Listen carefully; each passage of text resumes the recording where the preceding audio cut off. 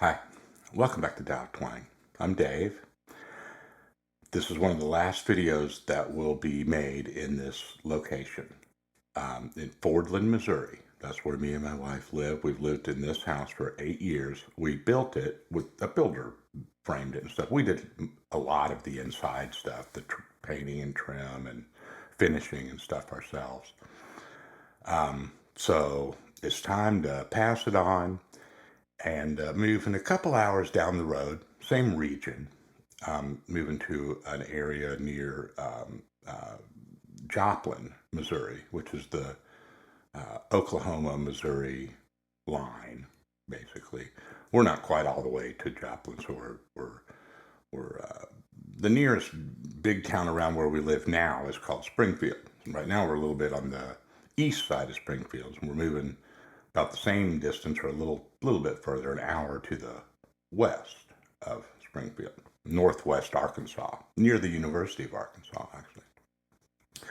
So we're excited, but man, it's a lot. I mean, we finally got a house under contract, down there, and I mean, it was getting down to the, we were really, walking the tightrope there for a second. Because this place was already under contract, and it was all going down, and we were like running around looking for a house. So I've mentioned it a couple times on the channel. Today, I went out this morning to take dogs out, and I walked around. We have 10 acres. I walked around for a while, and it was a nice sunny morning, and the morning dew was still out and stuff, and it's time to go. But I got a little caught up in it for a second because it's a beautiful place to us. And everything that I walked by out there, the greenhouse, the chicken coop, it's all stuff that we did together out here. And I don't want to get too sappy, but I came in, I was like, man, got to get going, got to get some work done this week. Yes. Couple of days the power was out. Yesterday the power was out all day from storms. Maybe that's why it was so pretty today, day after a storm. It's always something special about it or something. So I came in. I just played the first thing that came out off my hand. What you just saw. I played those chords. I made a little loop, stuck a drum beat on there. And then I played over it for about 5 minutes, and then I plucked out, 2 minutes of it, and to make that intro for you just now. And so that's what this is going to be today. This is an example of just kind of like building something any day of the week, whatever your mood is. But I guess you can tell by this that my mood was reflective or something, and who knows what's going on with people when they create music and then you hear a recording of it later or something, and like what really happened that day or why it sounds like that, right? All the different things that we could do. And so hopefully this is something that you can use in your own way with your own sound. It's a pretty simple chord progression, like a lot of Dow Twang stuff. But I just kind of let myself go. And I'm just going to go back through here and turn the loop on and just kind of walk through it again. Walk through the forest again, right? The forest of notes. And just make some comments about like what kind of moves are going on and so forth. And nothing too heavy. And I really hope you enjoy it. In the next couple weeks, it's going to be hardcore with the moving, and like we're going to have to pack everything up and disconnect services and stuff. So I'll be checking in with you, for one of those weeks. I might actually just have to get on my phone or something and like just do a check-in with everybody or something, right? Because we will be literally in transit. So for now, we're just kind of down to the bare bones. I've got like my laptop and this Focusrite box here and a guitar. It's like we're still getting it done. So here we go today. Here's the backing track. a lot of times these things you can kind of jump in on them anywhere. It, I mean, it has a beginning. That's actually what I made as the beginning. 2 measures of D, then G,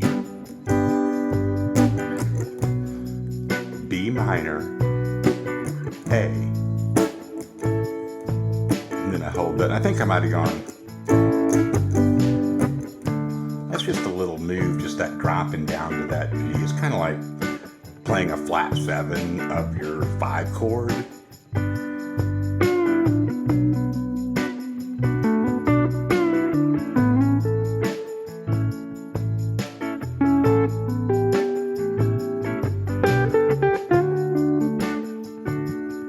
Right, you can kind of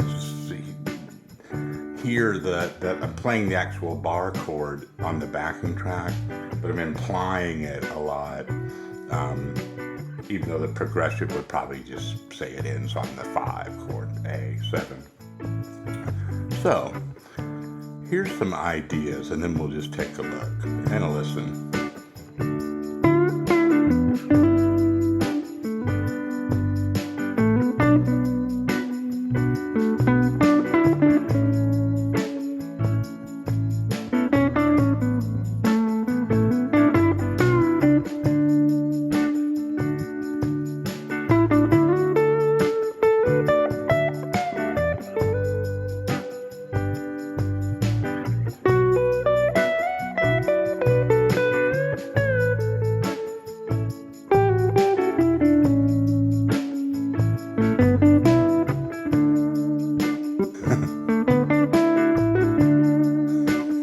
All right, slowing things down a lot. Sometimes you get kind of. It's funny because I didn't study the intro that I did, but I just remember. I remember that was like a lick that just kind of spontaneously happened somewhere towards the beginning. The timing of it wasn't as nice the first time I did it. When I came back at the end, I kind of signed off with it. I got down to that A.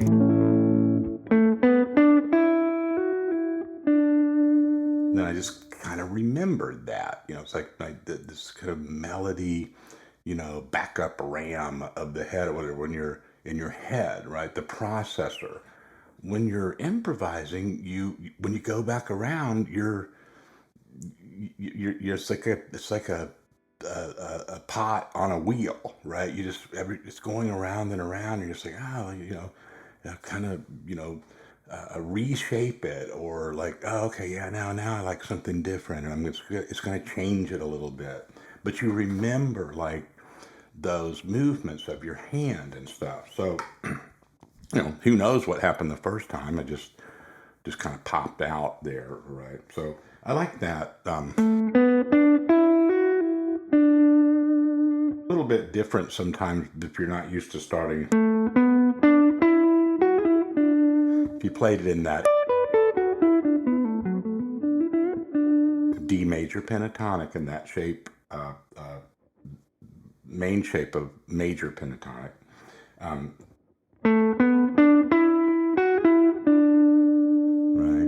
Unless you drop it down to, it's kind of a nice one in that shape, that shaping, because you can hammer that. It's like I kind of, messed it up a little bit just a second ago, but then I went back and kind of, worked it out. I wanted to put that hesitation. So you do that embellishment and then back to that root to kind of start the progression over again. Other stuff that's going on here right off the bat is just stuck in this kind of main little pocket of major pentatonic.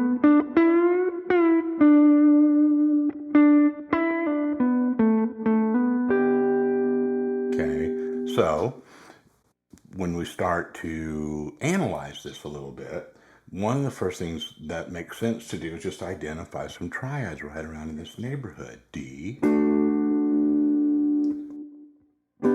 G, B minor, See how there's the B minor, the change to that from that G, that little G triad to the B minor is just the removing of that one note, or I'm sorry, replacing it, removing that, lifting that finger, but changing that.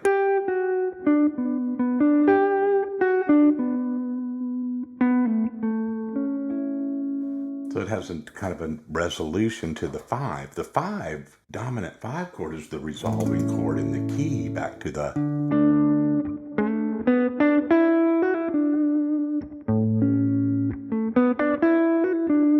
Right? But, every chord change here has a little bit of a leading or resolving feel. I'd say the tensioner is kind of the B minor, right? So you got a little, and it doesn't hold the G as long. So it's like.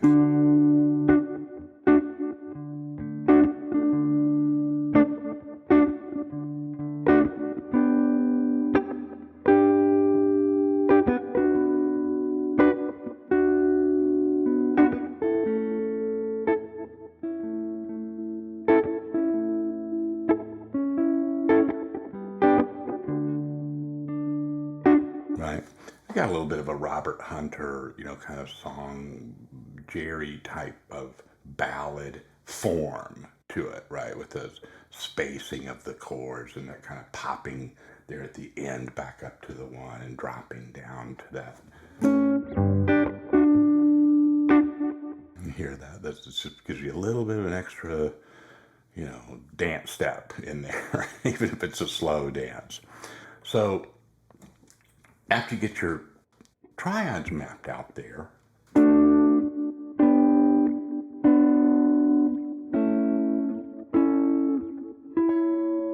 there's 3 triads for that A. Up here, I might just grab those 2 or something, right? And kind of get a clunky bar chord up there. It's kind of weird. Maybe it might go.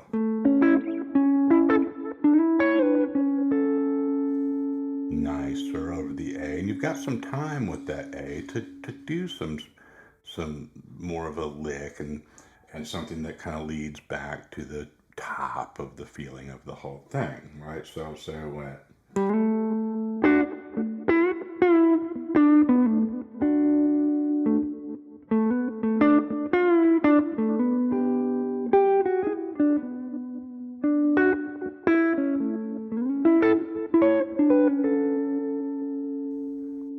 Right?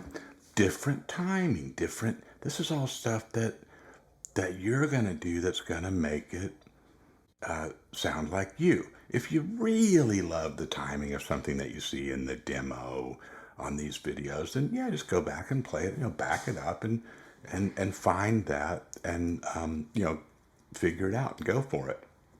But don't sell yourself short. Get the moves, kind of the melodic and harmonic structure of what we're showing you a lot on YouTube, a lot of us, and then let that thing open up in terms of the placement of things and the phrasing and the timing. Okay, I know that leaves a lot to sometimes like, oh, I really need something to hold on to there. I'm not to the point where I can just create nice phrasings right off the bat. But I get that, and that's okay, but you still need to be embarking on that. You still need to be challenging yourself, not just, trying to replicate everybody's timing. It's really important because that's how you're really going to develop. Let's put this back on for a second.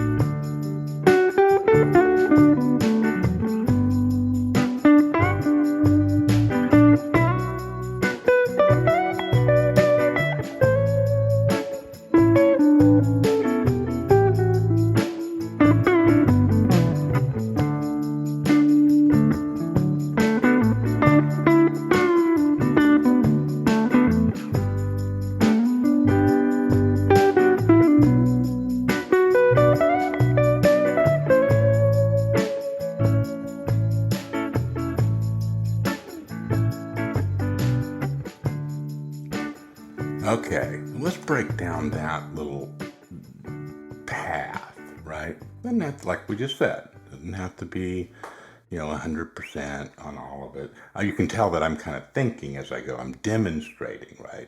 You can hear the difference between if I were just openly playing and if I were making an instructional video or something, right? Some players, they seem to be kind of making that distinction disappear, in real time, and that's I really admire that. That's like Guthrie Trapp or somebody like that. They're talking about what they're doing, but they're like still doing it. They're not deconstructing it to where it's sort of just into its pieces and parts as much, right? So hopefully it's helpful for folks at different levels to have different presentation styles, right? When I'm breaking it down, we're breaking it down. We're kind of putting it under the microscope, right? So if we go,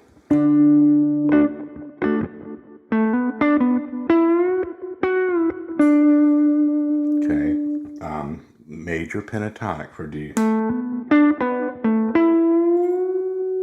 Bend that, going up to the third of the.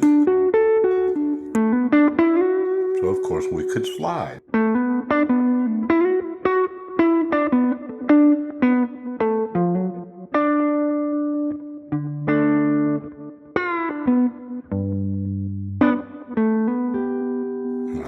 Now we're on the little G triad. Okay, I could hammer up like that. Then I could use the D major scale to kind of walk down to a chord tone leading to the next chord, which is going to be the B minor.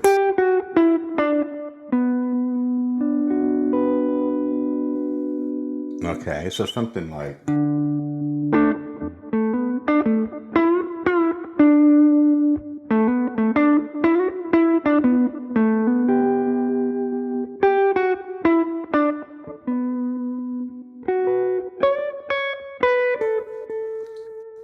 Okay, so the next chord was going down to that A from the B minor, so I just went right to the root.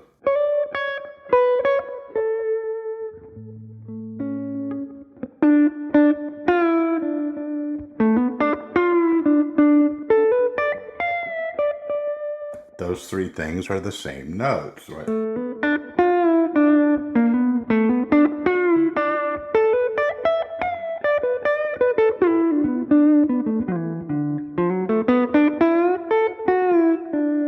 You want to connect those neighborhoods, right? And down here you could go through and you could stop and take the time to map out some other triad changes. D, G, B minor, A.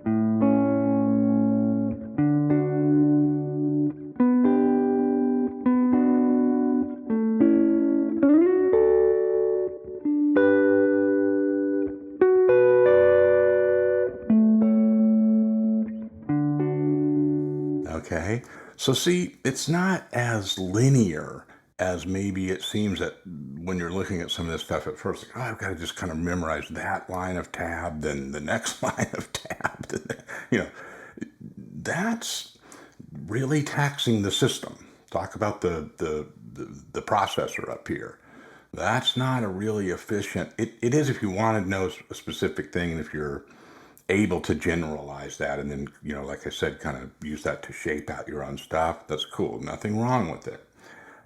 But a lot of today and a lot of other times on here, I'm trying to show you ways to kind of organically create this as you go. Okay. And then the embellishments and stuff are maybe a little more satisfying to you sometimes because they're authentic. You just did it. You created it. And so go slow, regardless of the pace of the backing track. Do stuff that makes sense with your own tempo. I had to edit that intro real quick, and I have to check it just to make a selection of which part I'm going to use each time, And so I did I noticed I was going to do something like, and somehow I started with the wrong harmony note, or I lost it, or my finger slipped, or something. And so I ended up just like, my finger. I ended up on like two weird fingers instead of the ones I usually do. So I just dropped that one that was, crapping out, and I ended up like, I thought, man, I need to say something about that. I don't want people to sit and practice that. It's still worthwhile in the lesson because it's an example of like just getting it done. Just bailing out, something that didn't go exactly like you wanted it to, right? So it's another level of this issue of like the copying only takes you so far because you might be copying somebody's mistakes, and making it harder on yourself. But I was satisfied with how I bailed it out. I was like, oh, okay, that still was kind of, it just was a single note and it just wasn't harmonized on that second bend, right? It's all good. So, you know, this is really one for you to do your thing. Go back and watch the intro. Um, the elements that are being used melodically are the D major pentatonic and the D major scale.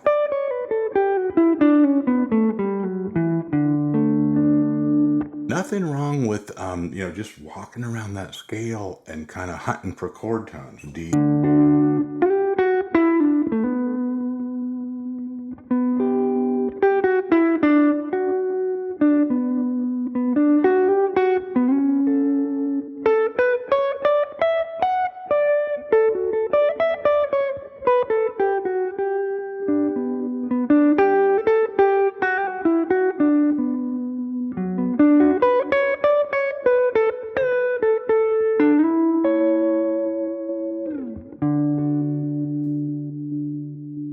Right?